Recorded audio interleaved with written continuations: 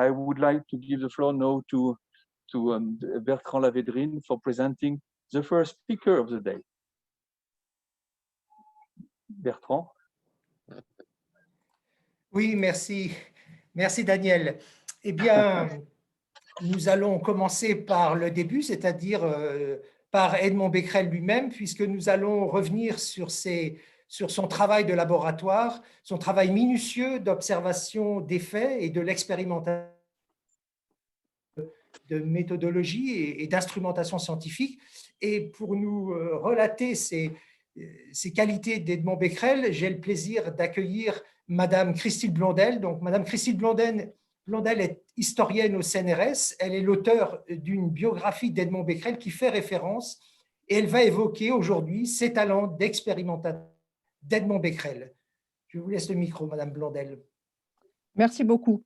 Donc voilà, je vais vous parler effectivement d'Edmond Becquerel, à la fois un grand expérimentateur, mais aussi une grande jonction entre la science et l'industrie. Ça va être un point important aussi de mon exposé.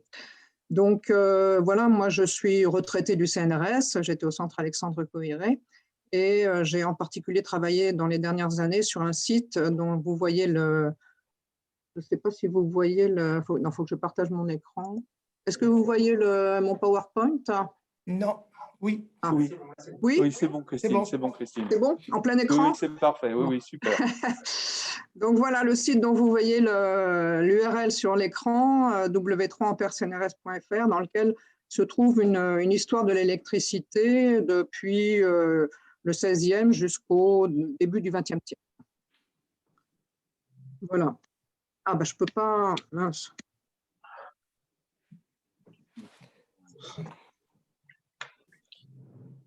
Ah pardon. Voilà. Donc tout d'abord, je voudrais remercier Daniel Linco, que j'ai connu par la coopérative solaire citoyenne Sud Paris Soleil, dans laquelle nous sommes tous les deux investis, et qui me fait l'honneur de vous parler aujourd'hui de celui qui est devenu le père fondateur du photovoltaïque, Edmond Becquerel. Donc, avec une plaque qui a été posée au muséum, vous voyez aussi ici Daniel qui montre la plaque, célébrant cette découverte, un colloque international, une publication en vue. Alors, pourquoi dire qu'il est devenu le père fondateur du photovoltaïque? Alors, si on regarde un petit peu en arrière, j'ai pris comme indice, j'aurais pu en prendre d'autres, cette page Wikipédia de 2006 sur Edmond Becquerel. Et vous voyez, il y a une seule phrase, je la lis, il a collaboré à quelques-uns des ouvrages de son père, point, son fils est Henri Becquerel. Le nom de son fils, Henri, le prénom plus exactement, est internationalement connu par sa découverte de la radioactivité naturelle. En revanche, Edmond, il faut bien le dire, fait partie de ces scientifiques qui, jusqu'aux dernières décennies du XXe siècle, n'ont pas laissé leur nom à une théorie, à une loi ou à une découverte expérimentale majeure. Et en 1994, quand j'ai écrit effectivement une notice biographique pour le dictionnaire des professeurs du Conservatoire des Arts et Métiers, il n'y avait quasiment rien sur Edmond Becquerel publié au XXe siècle.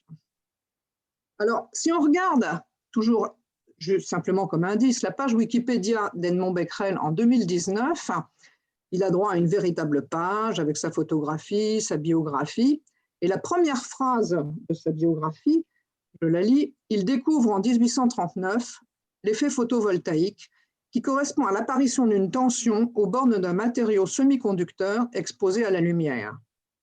Bon, on reviendra sur cette première phrase, mais ce que je voudrais dire ici, c'est que dans cette page, effectivement, on rappelle les éléments qui ont déjà été soulignés, le fait qu'une biographie complète, alors on peut ajouter, il est né en 1820, il a été admis à l'école normale supérieure et à l'école polytechnique, il a été assistant et professeur au muséum, au conservatoire.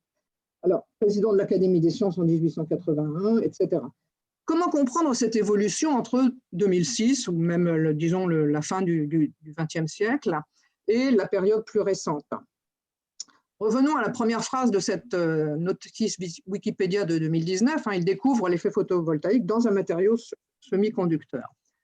Alors, je voudrais poser quelques questions en histoire des sciences classiques sur l'attribution d'une découverte scientifique. D'abord, est-ce que cette découverte est attribuable à un seul homme? Alors là, il faut dire quelques mots sur le père d'Edmond Becquerel, son père, auquel il doit beaucoup, Antoine César. C'est un membre éminent de la communauté scientifique française, membre de l'Académie des sciences. Il a travaillé avec Ampère, avec Jean-Baptiste Biot. Il dispose d'un très bon laboratoire au muséum. Il est spécialiste de l'électricité, en particulier l'électrochimie. C'est un excellent expérimentateur.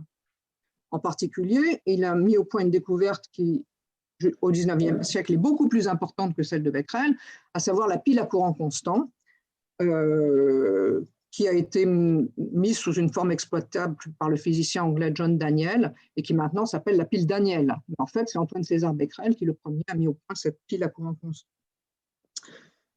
Et quant au jeune Edmond, il travaille dans le laboratoire de son père à partir de ses 18 ans.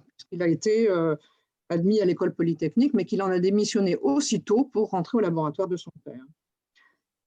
Encore un legs de son père, c'est cet appareil dont vous voyez la photographie sur le photo, qui a été utilisé par Edmond Becquerel pour mettre en évidence cet effet photovoltaïque. En fait, c'est la cuve de la pile à courant constant de son père. Donc, ajoutons encore qu'il doit beaucoup à son père, même par l'appareil lui-même. Ensuite, si je reviens à la deuxième question, quelle est la définition de ce qui est découvert? C'est le travail d'Edmond Becquerel d'il y a 1839, on a rappelé la date, et on pourrait en donner la définition suivante, c'est la création d'un courant ou d'une tension électrique sous l'action de la lumière. Et de fait, de facto, Becquerel a bien observé un courant électrique entre deux plaques métalliques qui plongent dans une solution acide lorsqu'une des deux plaques est éclairée par la lumière du soleil. Mais on pourrait dire que son objectif n'est pas du tout de produire du courant avec de la lumière. C'est de quantifier l'action des rayons lumineux du spectre solaire par un effet chimique. Et cet effet chimique est mesuré lui-même par un courant électrique.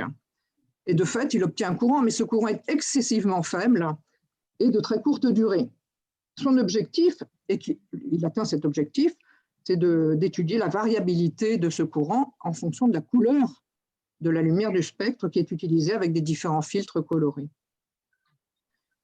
Cependant, je vais soutenir, puisque nous sommes là pour célébrer Becquerel, soutenir cette attribution de la découverte de l'effet photovoltaïque à Becquerel par cette phrase qui se trouve dans son traité, son grand traité d'électricité qui a été une référence. Donc voilà, cet appareil nommé actinomètre électrochimique est par rapport aux rayons actifs sur les substances impressionnables, c'est-à-dire par rapport aux rayons ultraviolets sur les sels d'argent. Donc cet appareil est ce qu'est la pile thermoélectrique relativement aux rayons calorifiques. Donc il fait une comparaison explicite entre son actinomètre, qui était destiné à encore une fois à mesurer l'action chimique des rayons lumineux, à la pile thermoélectrique. Donc voilà, cette phrase montre quand même qu'il avait un peu perçu cet aspect de création de courant par quelque chose qui pourrait ressembler à une pile. On en aura l'interprétation moderne par Daniel Linco ce matin et une réplication par Jérôme Fattet. Un mot sur l'intérêt des réplications d'expériences historiques, c'est de mettre en évidence justement l'extrême difficulté de certaines de ces expériences, telle celle de Becquerel, mais on pourra en citer d'autres, Coulomb, Foucault, Fizeau, etc. L'extrême précision, la difficulté, un certain nombre de difficultés pratiques qui sont occultées en fait dans les mémoires qui sont publiées. Et enfin, la réplication elle-même pose de nouvelles questions aux historiens et aux sources dont ils peuvent disposer. Alors, troisième question, comment cette découverte a-t-elle été diffusée, reconnue, intégrée dans le corpus de la science? Alors, on l'a dit, on l'a déjà suggéré, ce phénomène est resté dans l'ombre pendant plus d'un siècle. L'actinomètre lui-même, en tant qu'instrument de mesure du rayonnement lumineux, est peu utilisé. Alors sinon, il faut passer tout de suite à Hertz, 1887, Einstein, interprétation 1805, et on saute aux années 50 pour l'usage des cellules à semi-conducteurs. Et c'est au cours des années 1980 que les choses changent, d'un point de vue historique. Le photovoltaïque devient un enjeu industriel. Et la Commission européenne a choisi justement l'année 1989, c'est-à-dire le 150e anniversaire du mémoire de Becquerel, pour créer le Becquerel Prize. Et je cite une phrase qui se trouve sur le site du Becquerel Prize, la motivation de ce prix. At the same time, public interest and political support have increased tremendously. Hence, it became appropriate to set up a prestigious prize to mark further achievements and progress in this field. Et je crois que ces dates, enfin, ce prix et cette fin des années du XXe siècle marque le tournant dans l'évaluation même du travail d'Edmond Becquerel. Christine, alors, si on revient à ce travail lui-même, quel était le contexte? Christine, excusez-moi de vous interrompre. Est-ce que vous pourriez parler plus près du micro? Ou est-ce que c'est mon ordinateur qui n'est pas très performant. Parce que le traducteur dit très très mal vos propos. Ah mince. Bon, je vais essayer de parler plus fort. Donc le contexte culturel, c'est l'engouement pour le daguerréotype qui a été, dont la découverte a été annoncée par Arago à l'Académie en 1839. Ici, vous voyez les queues du public pour se faire, comme on disait, tirer le portrait par le daguerréotype, donc qui a été inventé par Louis Daguerre. Cet intérêt considérable est aussi un défi pour les chimistes et les physiciens. On sait que c'est une plaque métallique qui est recouverte d'une couche d'argent, exposée à des vapeurs d'iode, et qui est exposée à la lumière pendant une vingtaine de minutes. Mais il faudra améliorer le procédé pour raccourcir la durée de pause. Et le jeune Edmond Becquerel est encouragé par Arago à travailler le sujet, et il va travailler avec Daguerre sur ces plaques. Donc, la motivation est clairement d'améliorer le procédé du daguerréotype. Alors, je vais passer rapidement sur la succession des membres de la famille Becquerel au Muséum et à l'Académie des sciences. On en a parlé. Simplement pour souligner qu'ils ont tous travaillé dans les mêmes domaines, à savoir l'électricité, le magnétisme, la lumière et la phosphorescence.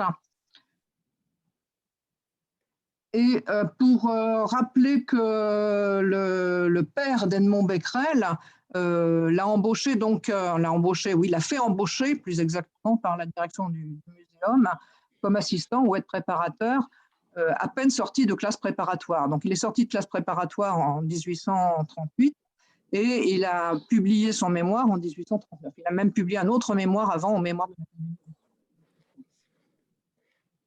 chacun des membres de la famille Becquerel, d'ailleurs, reproduira ce procédé, c'est-à-dire recruter son fils comme aide préparateur et le fils succédera au père comme professeur. Alors, je vais revenir maintenant quelques instants sur la question d'une certaine, ça c'est la continuité institutionnelle, est-ce qu'on peut déceler une continuité intellectuelle entre ces 4 membres de la famille Becquerel, ou en tout cas les 3 premiers. Alors, on l'a déjà également souligné, je crois que le mot crucial, c'est la physique expérimentale. C'est une physique qui n'est pas du tout théorique, qui ne se fonde pas sur la vérification de lois théoriques, qui ne recherche pas de lois théoriques, qui utilise très peu les mathématiques. Par exemple, dans son traité expérimental d'électricité et du magnétisme, Antoine César Becquerel, quand on dit Monsieur Becquerel, c'est Antoine César, écrit dans son introduction, en général, les théories passent, tandis que les faits restent. Et il ajoute un peu plus loin, j'ai évité le plus possible d'introduire des calculs. En revanche, c'est une physique extrêmement descriptive qui met en avant de nouveaux instruments, de nouvelles expériences, l'exploration de nouveaux phénomènes. Et d'ailleurs, Antoine César maîtrise des instruments extrêmement délicats, comme la balance de Coulomb, dont les physiciens du XXe siècle ont eu beaucoup de difficultés à l'utiliser. Il invente des instruments, le galvanomètre différentiel, un électromètre. Et le deuxième mot-clé, physique expérimentale, c'est physique appliquée. C'est un terme un peu désuet qui n'est plus utilisé et qui en fait touche les relations de la physique avec la science et l'industrie. Et le traité commun qui a été écrit par Antoine César et son fils Edmond au milieu du siècle, dans les années 50, précise bien l'électricité et le magnétisme et leurs applications aux sciences physiques, aux arts et à l'industrie. Et on pourrait ajouter un autre traité qui concerne les applications aux sciences naturelles. Donc Antoine César lui-même a travaillé sur des questions techniques, comme la protection des coques métalliques des navires contre la corrosion, ou bien comme la galvanoplastie, qui était une des principales applications de l'électricité au XIXe siècle, au milieu du siècle. On pense à la firme Christophe, qui a eu une importance industrielle considérable dans le domaine de la production des couverts et de des couverts des couverts argentés et toute la galvanoplastie. Le FUPS va poursuivre ces sujets techniques comme la galvanoplastie, mais aussi des sujets quasiment industriels comme le traitement électrochimique du minerai, l'étude d'usines électrochimiques, les piles industrielles et les premiers moteurs électriques qui arrivent dans la deuxième moitié du 19e siècle, puisqu'on a vu que les deux principales directions de recherche sont l'électricité et la photographie. Oui, Madame Blondel, excusez-moi de vous interrompre à nouveau. Votre son est coupé. Votre son est haché. Est-ce que vous auriez un micro ou un casque avec un micro surtout?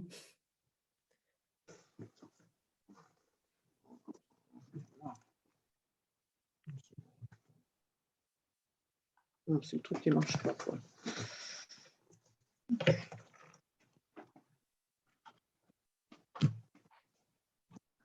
C'est bien le plus. Est-ce que vous m'entendez mieux? Moi, je vous entends. Je regarde du côté des interprètes.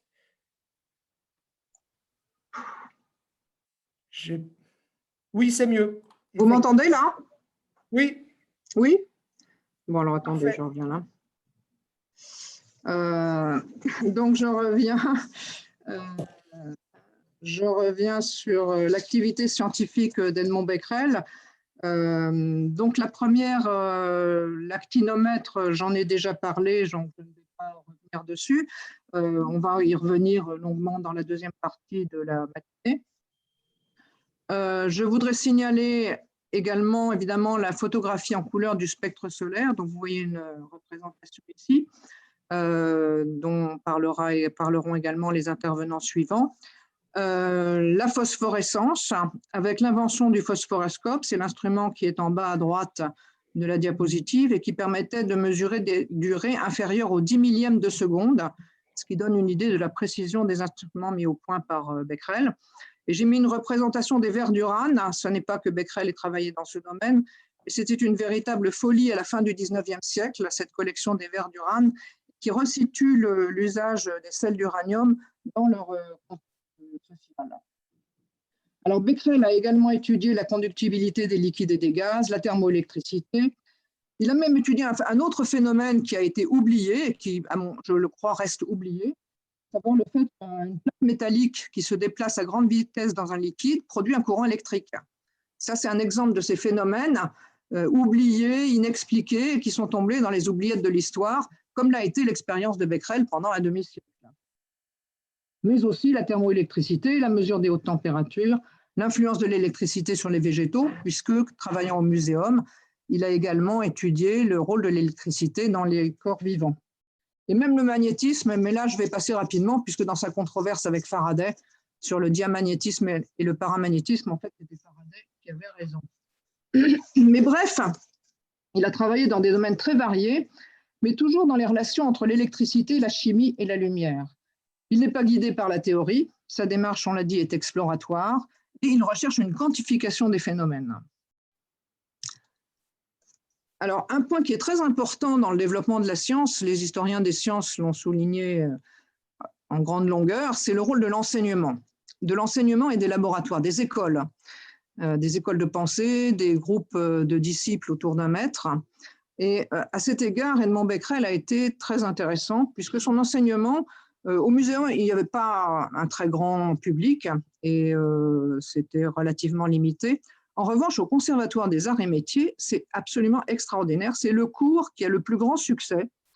Plus de 600 auditeurs, certaines années, se pressent dans l'amphithéâtre pour écouter Becquerel. Alors pourquoi? Parce que, évidemment, la deuxième moitié du 19e siècle, c'est le début des miracles de la fée électricité, à savoir le début de l'éclairage électrique avec l'arc électrique, les premiers moteurs électriques, les premières dynamiques, etc. Et donc, cette nouvelle science, qui est l'équivalent des sciences les plus modernes aujourd'hui, attire un grand public, et pas seulement un public de scientifiques. Dans l'amphithéâtre, on trouve des artisans, des industriels et un public qui vient pour s'informer des dernières découvertes. Donc, un cours qui a un rôle majeur, et avec son traité, le traité dont j'ai montré la couverture tout à l'heure, son traité des applications de l'électricité. Donc ça, c'est l'enseignement. Et un deuxième point, c'est le laboratoire. Il a un laboratoire qui est ouvert à l'industrie et à la médecine. Dans ce laboratoire passent plusieurs préparateurs. Le plus fameux d'entre eux, évidemment, c'est Gaston Planté, qui a inventé la batterie au plomb. Mais il y en a eu d'autres qui ont fait des mesures sur les moteurs électriques, sur les dynamos, qui ont travaillé dans les expositions internationales de l'époque, expositions d'électricité.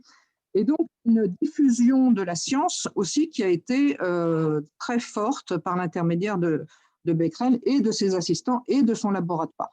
Juste un point sur la médecine, le préfet de police de la ville de Paris intervient pour limiter le nombre de patients qui viennent se faire soigner au laboratoire du conservatoire. Voici une photographie du cours de Becquerel. Là, il n'y a pas les 600, mais il y a quand même une bonne assistance. Et pour donner un petit peu l'ambiance de ces cours, la grande table avec les appareils de démonstration, on voit un appareil de projection lumineuse au milieu de la pièce, et cette photographie a été prise à la lumière électrique, précise la légende. Alors, quand même sur le cours au conservatoire, il faut dire qu'en revanche, à la fin de la vie de Becquerel, dans les années 1880, son cours de physique appliquée est considéré comme insuffisant avec les développements de l'électricité industrielle, Edison, Westinghouse, en France aussi, la compagnie d'électricité, etc. L'ancrage industriel de son enseignement est considéré insuffisant, et c'est à cette époque-là qu'est créée la chaire d'électricité industrielle. Mais jusqu'aux années 1870, on peut dire que Becquerel a vraiment suivi le progrès de l'électricité dans ces branches, en particulier l'industrie. Je voudrais également mentionner, dans la perspective du lien entre la science et l'industrie, son rôle à la Société d'encouragement pour l'industrie nationale. Il a fait partie, dès 1846, du comité des arts économiques. Donc, il s'intéressait également à l'aspect économique des applications de l'industrie. Il en a été vice-président puis président. Alors, qu'est-ce que c'est que cette Société d'encouragement pour l'industrie nationale? Elle a été créée en 1801 pour stimuler l'innovation et développer l'industrie. Elle réunit des scientifiques, des industriels, des fabricants, des constructeurs d'instruments scientifiques, des administrateurs. J'ai mis à gauche une sélection d'une liste de membres de la société. Vous voyez qu'il y a aussi un fabricant de coffres-forts, un fabricant de chaussures, un ancien notaire, etc., un fabricant d'instruments de chirurgie. Et j'ai entouré Geff, qui était un grand constructeur d'instruments d'électricité à l'époque. Et la diapositive, l'image au-dessus, c'est la machine de l'Alliance, la plus grosse machine magnétoélectrique qui a été créée au milieu du 19e siècle et qui a servi à éclairer pour l'éclairage du phare du Havre. La salle de réunion pour insister sur l'aspect de sociabilité, de lieu de rencontre entre donc ces savants, ces administrateurs, ces constructeurs d'instruments et ces artisans au sein de la Société d'encouragement pour l'industrie nationale. Alors, quelle a été la conséquence, non pas seulement de Becquerel, mais aussi d'autres physiciens dont on a déjà cité les noms, à savoir Foucault, à savoir Fizeau, à savoir Victor Regnault, qu'on pourrait rajouter, qui tous sont des physiciens qui sont moins prestigieux que les physiciens de la génération précédente, hein, les Ampère, Laplace, Fourier, Fresnel, etc., qui tous étaient des expérimentateurs, qui tous ont conçu des instruments extrêmement précis, extrêmement minutieux, dans une perspective d'explorer des phénomènes physiques. Eh bien, la conséquence, c'est que l'industrie de précision en France au XIXe siècle a été un grand succès. J'en donne un exemple sur la précision du galvanomètre utilisé par Becquerel pour son actinomètre, donc sa fameuse découverte de 1839. Il y avait 24 000 tours de fil, donc fait à la main, évidemment. Ça, c'est pour donner une idée sur un instrument le type de précision qu'on pouvait atteindre. Et la photographie vous montre l'atelier Carpentier, Jules Carpentier, qui a succédé en 1881, l'année de la grande exposition internationale d'électricité à Paris, et qui était le successeur de Ruhmkorff, plus connu pour sa bobine, mais qui en fait était aussi un grand constructeur d'instruments électriques. Et les instruments français scientifiques en général, les instruments scientifiques et de précision, on les retrouve dans toutes les collections universitaires de par le monde, aux États-Unis, en Australie, dans le monde entier. On retrouve dans toutes les grandes universités, dans toutes les grandes écoles d'ingénieurs, on retrouve les instruments de Dubosc, Soleil, Carpentier, Ruhmkorff, etc. Donc, je crois que c'est intéressant de relier ce succès de l'industrie de précision française à ce type de physique expérimentale appliquée par cette génération de physiciens du milieu du 19e siècle qui sont un petit peu tombés dans l'oubli en dehors du pendule de Foucault. Bon, on peut connaître la mesure de la lumière par Fizeau. Pour Becquerel, il ne restait pas grand-chose avant la mise en avant de l'effet photovoltaïque. Alors, Edmond Becquerel a été également historien de l'électricité avec son père, puisqu'il a écrit un résumé de l'histoire de l'électricité et du magnétisme qui est très intéressant, très bien fait. Et donc, vous voyez ici un reprint qui est même accessible sur Amazon si vous le souhaitez. Voilà, et je vais arriver à ma conclusion. La première conclusion, c'est qu'à travers Becquerel, je crois qu'on peut réévaluer la physique expérimentale et appliquée versus la physique théorique. Comme je l'ai déjà dit, la génération précédente, Ampère, Laplace, Fresnel, Fourier, ont laissé leur nom à travers des théories mathématiques. C'est le triomphe de la physique mathématique. Et il faut attendre la génération suivante, les Curie, Langevin, Pierre Duhem, pour avoir de nouveau une génération de physiciens français qui ont laissé leurs traces dans l'histoire au niveau international. Et cette génération du milieu du 19e siècle a été un peu oubliée, et je crois qu'il est temps de la réévaluer à l'aune de ces réussites qui sont d'un autre ordre que ceux de la physique théorique. Un deuxième point, me semble-t-il, c'est l'intérêt des phénomènes oubliés, inexpliqués. J'en ai cité deux. Je pourrais rajouter par exemple Antoine César, le père d'Edmond, qui a mis en avant ce qu'il appelait l'électricité de pression, qui se trouve dans tous les traités de physique du 19e siècle et qui a complètement disparu de la physique du 20e siècle. En général, ce sont des phénomènes qui sont liés à la physique des solides, les phénomènes de surface, donc des phénomènes complexes, qui font appel à la mécanique quantique et qui donc ne pouvaient évidemment pas être expliqués à cette époque. Je crois qu'on va voir dans la suite de la journée l'intérêt de la réplication des expériences historiques, ça me paraît aussi un point extrêmement intéressant. Le lien science-industrie au laboratoire, des laboratoires qui sont capables, comme j'ai cru le comprendre, l'IPVF, de faire travailler à la fois des physiciens et des chercheurs qui travaillent sur des questions qui sont liées à l'industrie. Et enfin, je crois qu'on peut attribuer à Becquerel le titre, puisque c'est l'objectif de la journée, de père fondateur pour le photovoltaïque. Comme vous le voyez, c'est maintenant aujourd'hui quelque chose qu'on trouve très fréquemment, alors que dans les années 80, c'était complètement absent de la littérature imprimée ou même sur le web. Voilà, eh bien, je vous remercie. Alors, attendez, je regarde si j'ai mon micro. Merci Madame Blondel de cette présentation extrêmement claire et vivante et de cette mise en perspective de travaux d'Edmond Becquerel. Et on voit effectivement que cette reconnaissance a tendance à se développer à travers les différents sites Internet et les propos qui sont tenus au sujet d'Edmond Becquerel. Et donc, on ne peut que s'en réjouir. Alors, vous avez évoqué la société d'encouragement. Je veux juste signaler, mais on va le resignaler un peu plus tard, qu'on vous présentera un ensemble de vidéos à la demande. Et effectivement, il y aura dans ces vidéos certaines qui vont éclairer des aspects particuliers de la personnalité de Edmond Becquerel ou de son travail. Et en particulier, il y aura une vidéo sur la société d'encouragement.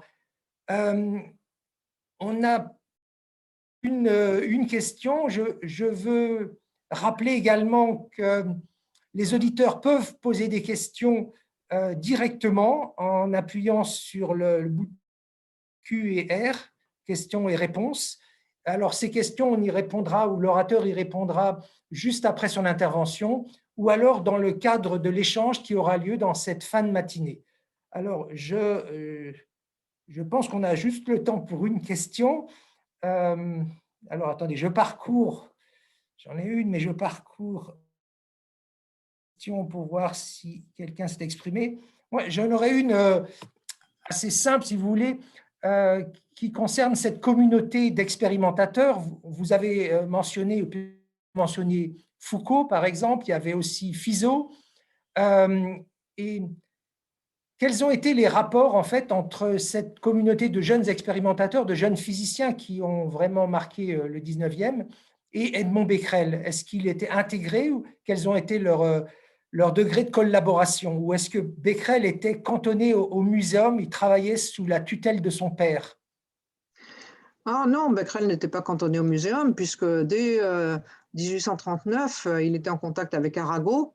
Son père était très proche d'Ampère, d'Arago, donc il était en contact avec les autres physiciens. Ils se rencontraient, quand ils ont été élus à l'Académie des sciences, ils se rencontraient tous les lundis à l'Académie des sciences. Donc l'Académie des sciences était aussi un lieu de sociabilité pour les scientifiques. Mais non, il n'était pas du tout isolé. En plus, la communauté, ça n'a rien à voir avec aujourd'hui, était extrêmement réduite. Il y avait une dizaine de postes d'enseignement en physique. Enfin, si on ajoute les classes préparatoires des lycées, ça fait un peu plus. Mais il y avait très peu, de la communauté était très réduite, donc il était très facile de se rencontrer. Ils étaient tous au centre de Paris. Donc, non, ils étaient en commun. Et ils se rencontraient aussi également chez les constructeurs d'instruments, puisque les ateliers des constructeurs d'instruments étaient aussi un lieu où pouvaient se rencontrer les professeurs qui allaient commander leurs appareils, discuter de leurs appareils, et ils pouvaient s'y rencontrer à plusieurs chez le constructeur. Donc, il y avait plusieurs lieux de sociabilité, de rencontres entre les physiciens. Voilà, merci Madame Blondel. Je pense qu'il y aura d'autres questions plus tard pendant la séance d'échange. Et je laisse la parole à mon collègue Daniel pour la suite de ce programme qui a été inversé, je le rappelle, pour les gens qui prennent la conférence en cours. Je vais prendre la suite. Donc, on va passer. Donc, merci beaucoup pour cette présentation.